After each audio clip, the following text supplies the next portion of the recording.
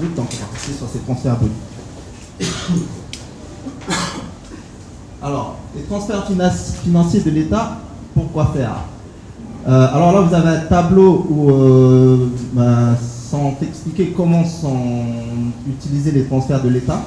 Je vais mettre le petit camembert à côté, c'est plus visible.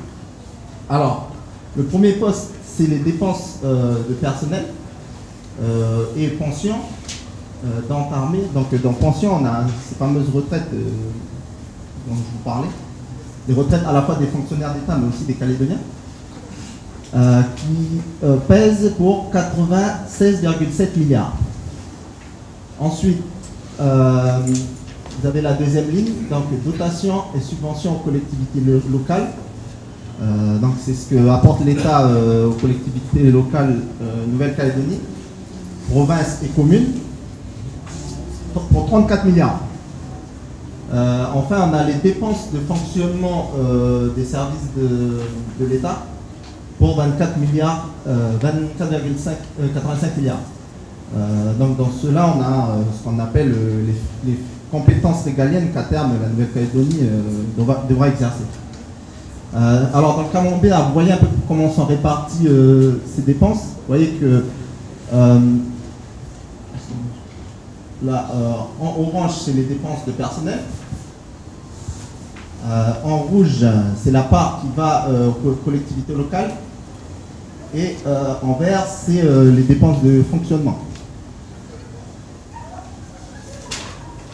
Voilà, donc pour vous donner les ordres de grandeur, 62% pour les salaires et les pensions, 16% pour le fonctionnement des compétences régaliennes et 22% pour l'apport aux collectivités locales. On voit que la grosse masse de ces transferts est dédiée au salaire des fonctionnaires d'État. Donc salaires qui sont en plus indexés. Donc pour vous expliquer un peu, pour un même service, fonctionnaire d'État est payé pratiquement au double qu'un fonctionnaire local qui exercerait le même service.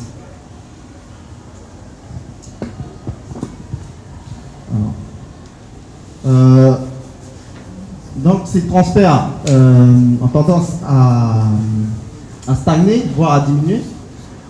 Donc on voit qu'on est à 155 milliards en 2011 et 153 milliards en 2015. Voilà. Parallèlement à ça, on a le PIB. Le fameux PIB qui mesure la richesse produite en Nouvelle-Calédonie, lui, l'augmente. Et donc, si on rapporte ces transferts d'État au PIB, la part de ces transferts elle diminue dans le PIB, c'est-à-dire, en gros, qu'on est de moins en moins dépendant de ces transferts. Voilà.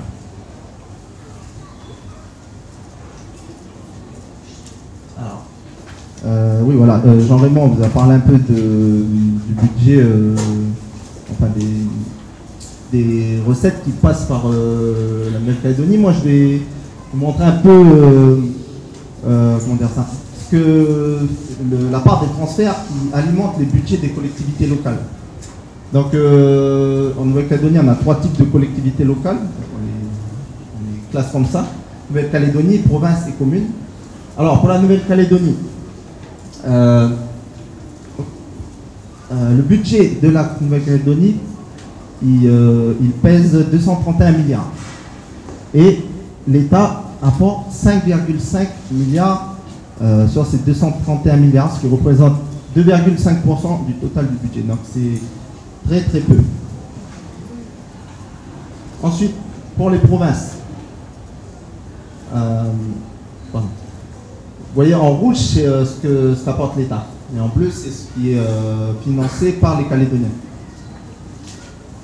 Pour les provinces, donc les 3 provinces, elles ont un budget total de 110,7 milliards et l'État apporte 11,3 milliards aux provinces qui représentent 10%. Là, c'est un peu plus élevé, mais c'est quand même relativement faible. Enfin, les communes, Les communes, elles ont un budget global de 73 milliards et l'État apporte 9,4 milliards aux communes, ce qui représente 13,3%.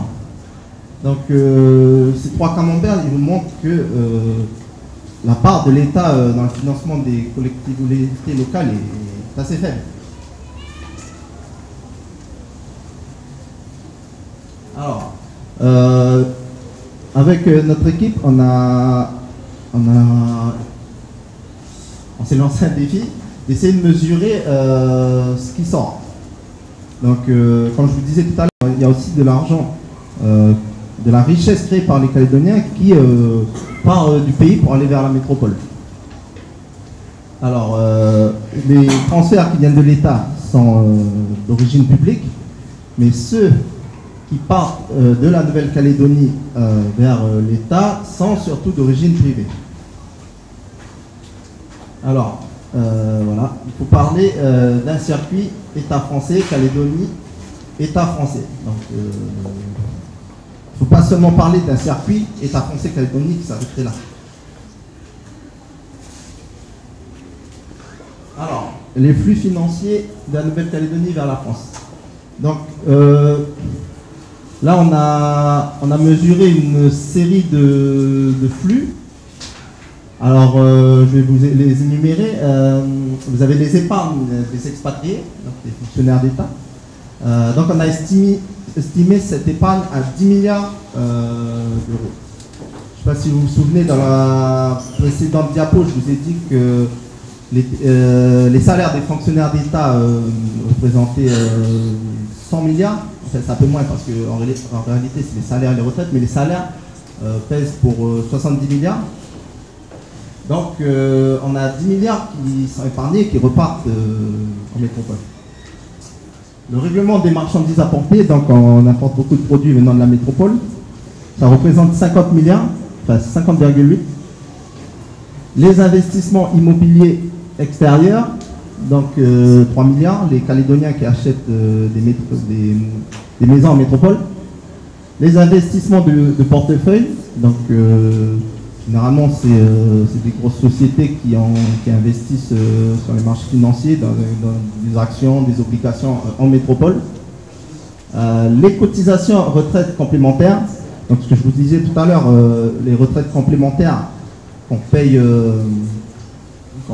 qui sont payées par les Calédoniens, elles ne sont pas gérées en Nouvelle-Calédonie, elles sont gérées par les maisons mères qui, elles, se trouvent en France. Ensuite, les assurances, pareil, c'est des assurances dans le siège, la maison mère se trouve en métropole. On n'a pas d'assurance locale. Les bénéfices des banques, 4 milliards pour ces fameuses assurances. Les bénéfices des banques rapatriées. Donc les banques, on a estimé qu'elles rapatriaient leurs bénéfices pour 7 milliards. Et enfin, les bénéfices des sociétés rapatriées. Donc voilà, pour les banques, comme je vous disais, pour les banques et pour ces sociétés, c'est des banques françaises qui ont leur siège et leurs actionnaires en France.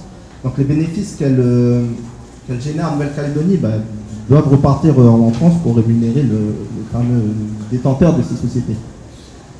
Donc pour les banques, vous avez les grosses banques, Société Générale, BNP. Et donc on a aussi les sociétés qui rapatrient leurs bénéfices pour 19,6 milliards.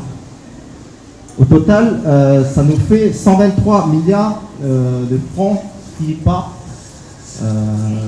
de Nouvelle-Calédonie vers la France. Et, vous voyez que c'est quand même assez proche des 155 milliards qui viennent de la France vers la Nouvelle-Calédonie. Alors, oui, voilà, pour cette liste, c'est une liste incomplète. On n'a pas mesuré tous les flux. On essaiera peut-être dans un deuxième temps. Et on n'a pas pris de risque. On a pris des évaluations basses. Donc, voilà, tous ces chiffres-là, vous devez les prendre comme des minimums. Donc, les 123 milliards, c'est peut-être sûrement plus que ça. Voilà. Donc, je reviens sur le schéma là. 145 milliards de la France vers la Nouvelle-Calédonie et 123 milliards de la Nouvelle-Calédonie vers la France. Donc vous voyez, ça, quand on prend les flux qui vont dans leur sens, dans l'autre sens, ça fait réfléchir.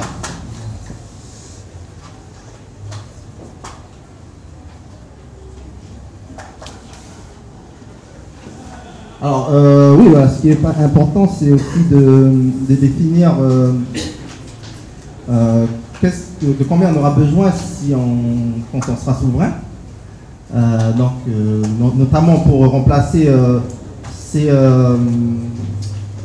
transferts qui alimentent les collectivités, mais aussi pour exercer les compétences régaliennes qui sont actuellement exercées par l'État.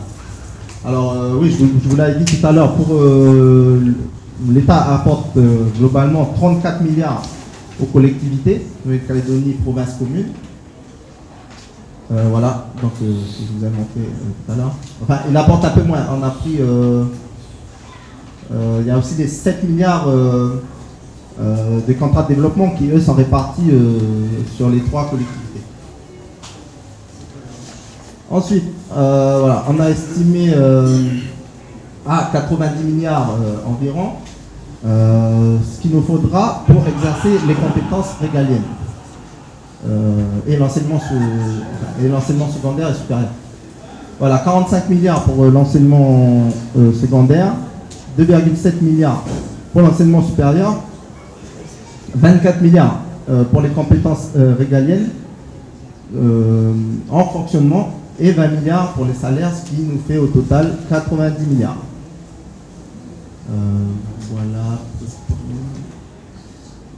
Voilà ce qu'il nous faut. Et donc, à besoin constant, on peut avancer que les besoins de financement après l'indépendance seraient de 125 milliards environ. Donc, si on additionne les deux tableaux. Oui, et on est large, comme dit Jean-Raymond. Voilà, en résumé, les transferts de l'État alimentent peu les budgets des collectivités calédoniennes.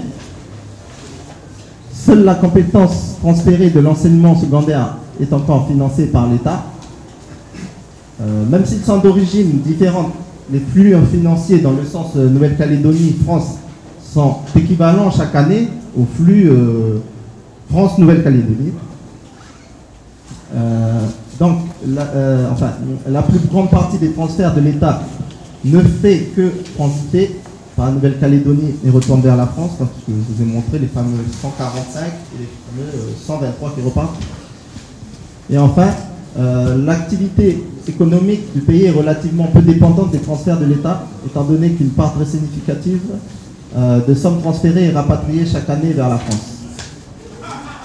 Voilà. Donc l'objectif de la présentation, c'est que Jean-Raymond et Philippe vont le montrer ensuite, c'est permettre au pays de ne plus être dépendant de ces fameux transferts.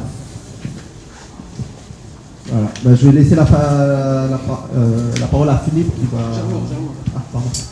Jean-Raymond qui va... qui va vous expliquer comment financer notre souveraineté. Merci. Merci Romuald. Simplement pour, Jean-Louis l'a dit tout à l'heure, pour pas que ce soit trop dense, on vous propose de faire une pause maintenant, une pause questions, demande de précision si vous en avez.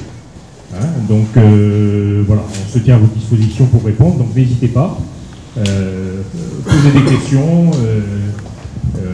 essayez peut-être de nous mettre sur le gris comme une tranche de bacon. C'est-à-dire de venir un peu discuter nos affirmations, pourquoi pas, c'est aussi le mieux. Voilà, donc la parole est à vous. Alors apparemment vous avez une question, madame. Une présentation d'abord, qui avons-nous à faire? Bonjour, moi je voudrais savoir si dans les bénéfices des sociétés rapatriées, est-ce que vous incluez la SLN? Ça fait partie... Bon, d'abord, premièrement, on a eu énormément de difficultés, demandez à Romuald, on a même essayé de ruser, énormément de difficultés à avoir ces chiffres.